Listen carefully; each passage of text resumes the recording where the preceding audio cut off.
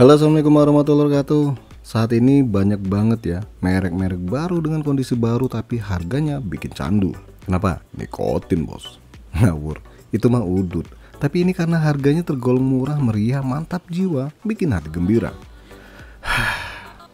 Tarikan napas panjang nih. Dan kali ini saya berkesempatan untuk membahagiakan diri.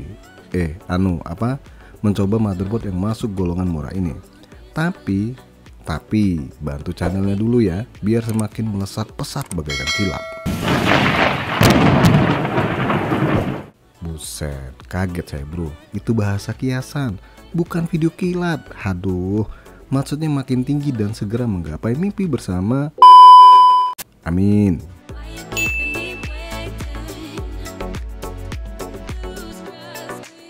Armor H81 MMX3, harga Rp370.000, garansi resmi 1 tahun. Ini kalau nggak salah cuma 1 tahun doang nih garansinya. Dan distri merek ini adalah AGS, so harusnya cukup meyakinkan sih untuk urusan garansi ya. Selain chipset H81, ternyata merek ini jualan pakaian.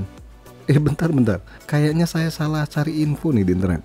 Ini sih Under Armour ya. Aduh, serem banget nih kalau diartiin. Cuma memang merek ini nggak ada web resminya, makanya pas pencarian malah ketemu merek Under Armour. Maaf ya Mor, lu sih belum ada webnya. Coba ada, kan kegeser nih link pakaiannya. Sampai mana tadi? Oh ya, kalau kalian hunting di marketplace, merek ini juga ada versi H61-nya. Selebihnya sih kayaknya nggak ada ya. Ya macam kartu grafis dan sebagainya. Lagi-lagi cuma produk motherboard aja yang pakai merek ini.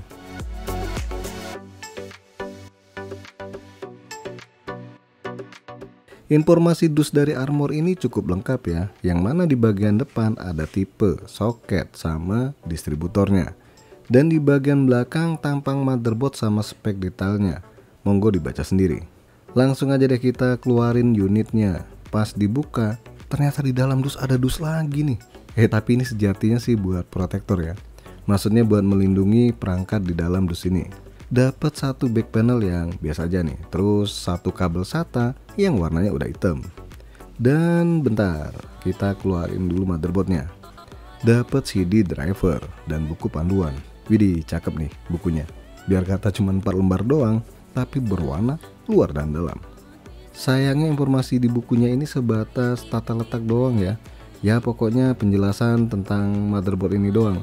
Nggak detail memberikan informasi macam pemasangan perangkat ke motherboardnya. Tapi udahlah, kalau kalian bingung gimana masangnya, tonton aja channel ini. Dan beginilah unit motherboardnya. Nah di sini pakai power connector 4 pin untuk prosesornya ya.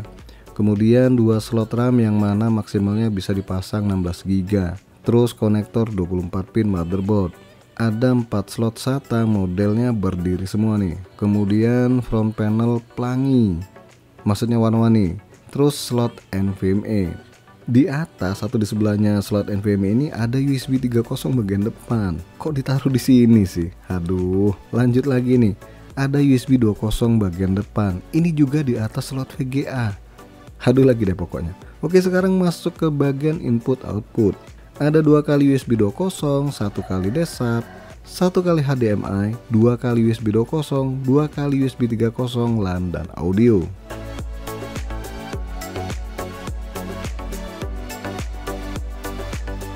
Oke, lanjut kita coba motherboard ini. Di sini saya pakai prosesor Intel Core i5 4590. RAM-nya 16 GB dual channel ya, yang mana ini kapasitas maksimal dari motherboard ini. Terus saya pakai SSD NVMe 40 dari PNY. Lanjut kita lihat dulu tampilan BIOS dari motherboard Armor ini. Dan widih, cepet banget ini masuk ke BIOSnya. Beneran loh, nggak pakai gimmick. Dan lagi-lagi biarpun udah support UEFI, tampilan BIOSnya itu jadul ya. Ya khasnya motherboard murah sih. Di sini ada menu main, advance, chipset, boot, security, quick control, dan save and exit. Gimana bahasa Inggrisnya? Udah bagus belum? Ya, ini menu-menu yang cukup umum di motherboard seperti ini ya. Di sini saya install Windows 10 ya, karena Windows 11 itu butuh ATM. Narik duit dong. Maksudnya butuh TPM versi 2.0. Dan pastinya motherboard ini nggak support ya TPM.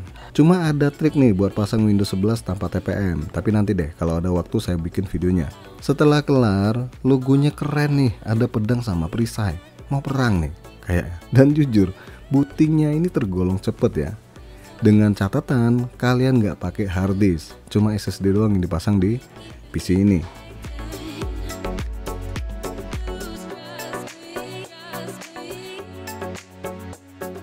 Lanjut kita cobain kecepatan SSD NVMe 40 di motherboard Armor ini.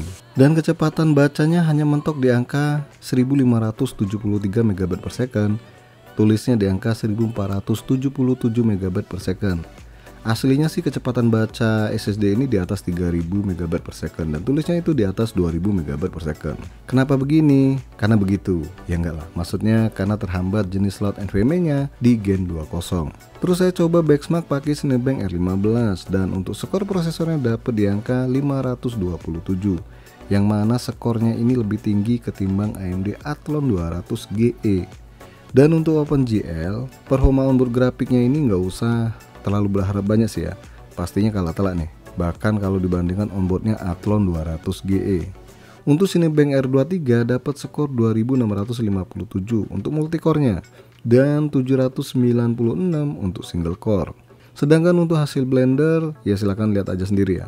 Nah, untuk suhu prosesor Core i5 4590 di motherboard ini tergolong standar sih ya, maksudnya nggak adem-adem banget tapi nggak tinggi-tinggi banget. Suhu maksimal cuma mentok di angka 70 derajat Celcius. Dan ini pakai stok cooler ya, mana nggak ori lagi. Maksudnya nggak asli bawaan Intel ya, tapi tetap aja bisa mendinginkan prosesor ini.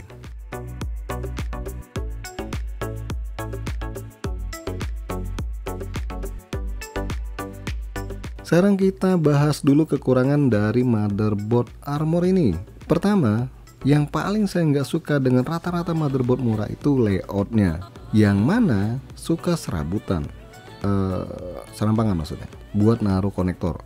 Contoh nih, USB 3.0 bagian depan, USB 2.0 sama HD audio, yang mana ditaruh di atas slot VGA. Kalau posisi dipasang semua nih, bakal kelihatan nggak rapi, kabelnya seliwuran di mana-mana. Ya harusnya ditaruh di pinggir motherboard gitu, kan lebih enak buat merapikan kabel-kabelnya. Terus untuk motherboard ini nggak ada satupun disediain colokan fan 3 pin ya di motherboardnya. So kalau kalian mau nambah fan ya dayanya ngambil langsung dari Molex 4 pin power supply. Untuk slot VGA nya sayangnya lagi nih masih berjalan di PCIe 2.0. Jadi bakal ada penurunan performa VGA yang berjenis 3.0 di motherboard ini. Ya walaupun nggak terlalu signifikan sih ya kalau kata saya, maksudnya nggak bakal drop-drop banget ya. Nah, kelebihan motherboard ini jelasnya dari rank harganya yang tergolong terjangkau nih. Asli murah ini mah. Dan fiturnya juga sangat lengkap di kelasnya. Terlepas dari kekurangan yang saya sebutin tadi ya. Intinya sih menurut saya motherboard ini layak beli. Buat gantiin motherboard lama yang udah tumbang pastinya. Atau buat rakit PC Kirihori. Mau? Nanti ya, insya Allah next video kita bikin PC Kirihori dari motherboard ini. Oke guys, sampai di sini aja dulu bahasan motherboard murah ini. Jangan lupa untuk support terus channel ini dengan cara subscribe, like, dan share. Makasih sudah mampir di NK Channel.